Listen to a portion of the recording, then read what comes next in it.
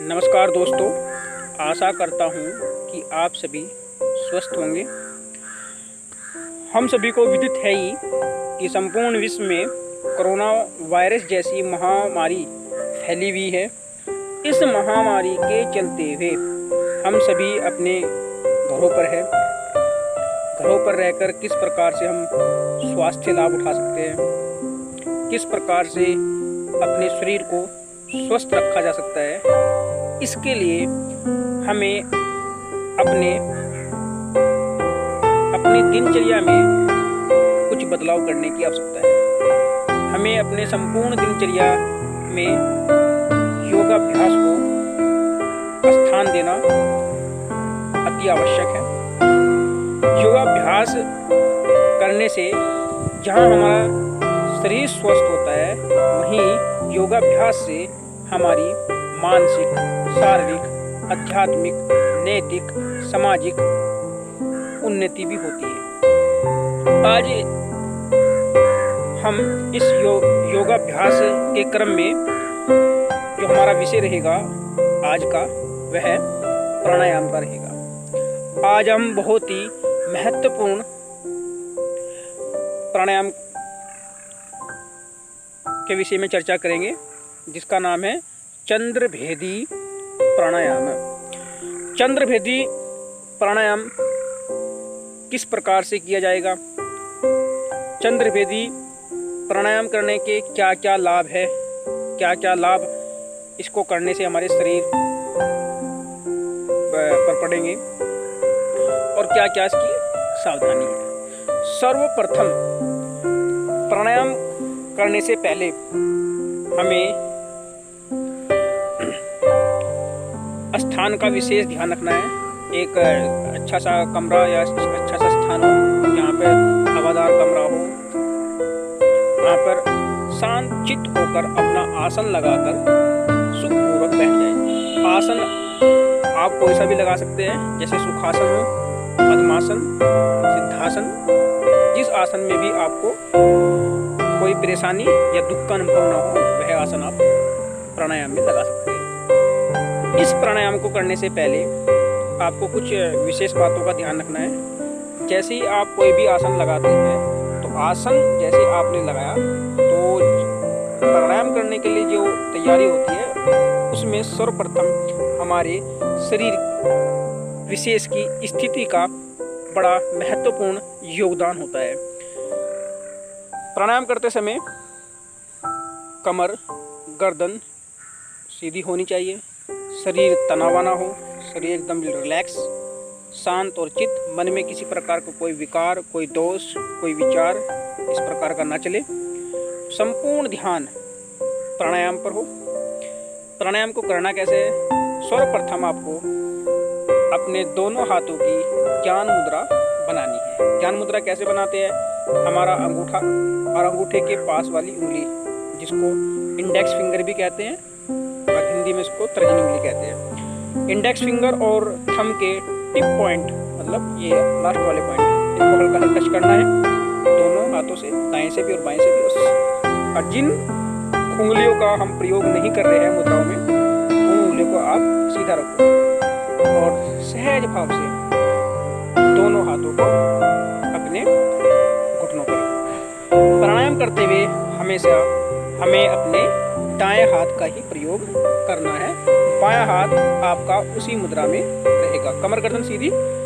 चंद्रभेदी प्राणायाम करते हुए सर्वप्रथम हमें पता होना चाहिए कि हमारी 3 मुख्य नाड़ियाँ होती है: ईड़ा नाड़ी, पिंगला नाड़ी और सुषुम्ना नाड़ी। पिंगला नाड़ी दाएं नासिका के स्वर को बोलते हैं। दाएं नासिका के स्वर को हम पिंगला नाड़ी कहते हैं, अर्थात सूर्य स्वर। बाएं नासिका वाली नाड़ी को हम चंद्र नाड़ी कहते हैं, अर्थात ईड़ा नाड़ी बोलते हैं इसको। और अब हमें यहाँ से चंद्रभेदी प्राणायाम को करना है। अब आपको विधिवत ज्ञात हो ही गया होगा कि हमारी बाएं नाड़ी चंद्र नाड़ी होती है। हमें चंद्र नाड़ी को ही चलाना है। किस प्रकार से चलाना है?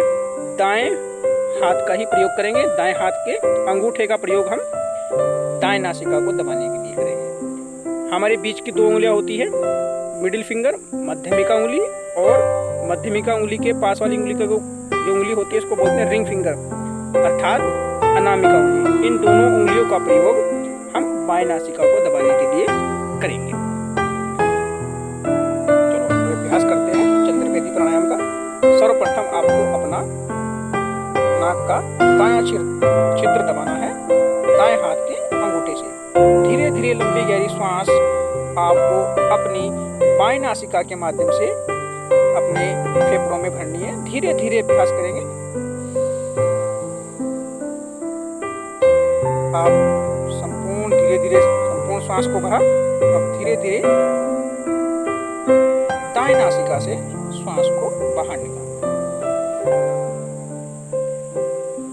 उसके पश्चात दाएं नासिका को पुनः दबाना है, बाएं नासिका से श्वास लेना है। बाएं नासिका को दबाना है, दाएं से बाहर निकालना है। अर्थात इस प्राणायाम का सूत्र क्या हुआ कि बाएं नासिका से श्वास को लेना है, दाएं नासिका से श्वास को बाहर निकालना है। दाएं नासिका से नहीं लेना है, बाएं नासिका से श्वास को लेना है और दाएं नासिका से श्वास को बाहर निकालना है। ये आपका एक चक्र कंप्लीट हुआ। इस प्रकार से जो नए साधक है उसको शुरुआत में इसके 5 से 10 चक्र करने हैं या 1-2 मिनट आप इसका अभ्यास कर सकते हो। इस आसन को इस प्राणायाम को करने से क्या क्या लाभ होंगे। प्रथम लाभ आप सभी को विधिवत ज्ञात है ही, चंद्र ठंडा होता है और सूर्य गर्म होता है। चंद्रभेदी प्राणायाम करने से हमारे शरीर के अंदर ताजगी आती है, शीतलता आती है, मन प्रसन्न होता है। जिन व्यक्तियों को पित्त की समस्या है, जिनके शरीर में गर्मी बहुत अधिक बनती है, उस गर्मी को शांत करने के लिए या अर्थात पित्त को कम करने के लिए इस प्राणायाम का बहुत ही महत्वपूर्ण योगदान है। आप इस प्राणायाम को कर सकते हैं जिनको पित्त बनने की समस्या ज़्यादा रहती है। उसके पश्चात आपको मैंने बता ही दिया कि चंद्रभेदी प्राणायाम किस प्रकार से करते हैं, लेकिन अब इसके हम लाभों की चर्चा कर रहे हैं। चंद्रभेदी प्राणायाम आपको पता ही है कि हम चंद्रमा को बोलते हैं। चंद्रमा की जो तासीर होती है ठंडी होती है, इसलिए इस प्राणायाम का अभ्यास गर्मियों में विशेष रूप से किया जाता है। गर्मियों में इसलिए किया जाता है क्योंकि शरीर का टेम्परेचर थोड़ा हाई हो जाता है, शरीर वातावरण में काफ़ी गर्मी रहती है। उस गर्मी को शांत करने के लिए, शरीर को शीतलता देने के लिए चंद्रभेदी प्राणायाम बहुत ही लाभकारी है। इसका जो अगला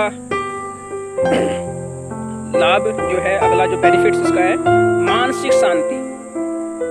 इस प्राणायाम का अभ्यास करने से मानसिक शांति मिलती है, क्रोध कम होता है। जिन व्यक्तियों को क्रोध बहुत आता है, गुस्सा बहुत ज़्यादा आता है, तो वह इस प्राणायाम का अभ्यास करें। तनाव, आजकल आप सभी देखते हो, हम सभी व्यक्ति तनाव में, किसी न किसी चीज़ को लेकर हम तनाव में, इस प्राणायाम का अभ्यास करने से तनाव भी कम होता है। स्मरण शक्ति बढ़ती है, मेमोरी बढ़ती है। और सबसे महत्वपूर्ण लाभ इस प्राणायाम का, जिन व्यक्तियों को हाई बीपी की समस्या रहती है, अर्थात जिन व्यक्तियों का उच्च रक्तचाप की समस्या है, अर्थात जिन व्यक्तियों को उच्च रक्तचाप की समस्या, हाई ब्लड प्रेशर की समस्या है, ऐसे व्यक्तियों को इस प्राणायाम का अभ्यास नियमित रूप से करना चाहिए। ये तो इस प्राणायाम की हमने आपको लाभ बताए। अब इस प्राणायाम की कुछ सावधानियां भी है जिनको आपको ध्यान में रखना चाहिए। पहले जो सावधानी आपको रखनी है कि ऐसे व्यक्ति जिनका ब्लड प्रेशर लो रहता है, अर्थात जिनका ब्लड प्रेशर कम रहता है, ऐसे व्यक्तियों को इस प्राणायाम का अभ्यास कदापि नहीं करना है। या किसी योग विशेषज्ञ जो हो या योग गुरु कोई हो, उसके सानिध्य में रहकर ही आप उसकी सलाह मशवरा लेकर ही उसका अभ्यास आप करें, अन्यथा ना करें। लो बीपी वाले को बिल्कुल भी ये अभ्यास नहीं करना है। एक सावधानी तो आपको इसकी ये रखनी है। दूसरी सावधानी आपको क्या रखनी है? दूसरी सावधानी ये है कि आपको जब वातावरण काफ़ी ठंडा हो, अर्थात सर्दियों के दिनों में इस प्राणायाम का अभ्यास कम से कम किया जाए, क्योंकि ज़्यादा आप सर्दियों के मौसम में इसका अभ्यास करोगे तो शरीर में शीतलता ज़्यादा आ सकती है, सर्दी जुकाम आदि की समस्या आपको उठानी पड़ सकती है। इन कुछ बातों का आपको विशेष ध्यान रखना है। प्राणायाम का अभ्यास करने से और क्या क्या लाभ हमको प्राप्त हो सकते हैं। प्राणायाम का अभ्यास करने से स्नायु कोश, जिनको हम सेल्स बोलते हैं, ग्रंथियाँ, समस्त नाड़ियाँ, मांसपेशियों आदि को जीवनी शक्ति मिलती है और वे सशक्त होकर शरीर और मन को आरोग्य प्रदान करती है। प्राणायाम का बहुत ही अच्छा लाभ है। आशा करता हूँ कि आप नित्य प्रति योगाभ्यास करते रहेंगे और अपने जीवन को सुखी बनाएंगे।